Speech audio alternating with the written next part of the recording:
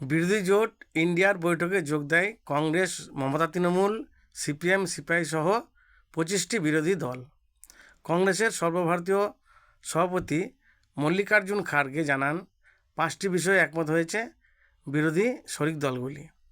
তিনি জানান, ভোট চুরি, ভোটার তালিকায় বিশেষ নিবিড় সংশোধন এবং নির্বাচনী প্রক্রিয়ায় কারচুপির অভিযোগ তুলে সুপ্রিম কোর্টের প্রধান বিচারপতি সূর্যকান্তকে চিঠি দেওয়া হবে।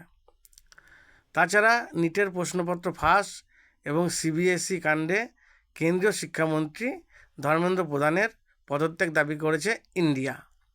তাছাড়াও দেশের অর্থনৈতিক পরিস্থিতি, জনজীবনের নানা সমস্যা নিয়ে সর্বদল বৈঠকের ডাক দেওয়ার জন্য কেন্দ্রকে আর্জি জানাবে বিরোধী দলগুলি। কিন্তু কথা হলো যে বিড়ালের গলায় ঘণ্টা বাঁধবে কে? অপোজিশনে নরেন্দ্র মোদীর বিপক্ষে দাঁড়াবার মতো একটাও মুখ নাই। ধরুন রাহুল গান্ধী, ও তো আবার মেশিনে আলু বানানোর কথা বলে। ভারতবর্ষটাই ভালো করে চিনল না বা বুঝলো না, সে আবার দেশের প্রধানমন্ত্রী। ফু! তারপর A to Z দুর্নীতির সাথে জড়িত কংগ্রেস।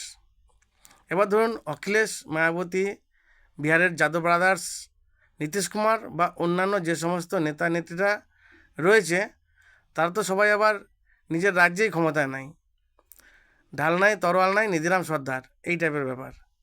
সেদিক দিয়ে দেখতে গেলে আমাদের মমতা খালা আর অভিদাদাবাবুর হাতে একটা সময় অনেক এমপি এমএলএ ছিল।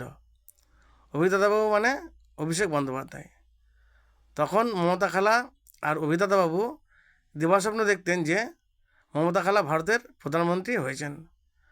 অভিদাদাবাবু তো 2 বছর আগে এক জনসভায় বলেই দিয়েছিলেন, আগামী 2024-এ ইন্ডিয়া জোট মমতা বন্দ্যোপাধ্যায় প্রধানমন্ত্রী হবে আর সবাইকে ঘরে ঢুকে মেরে আসবো।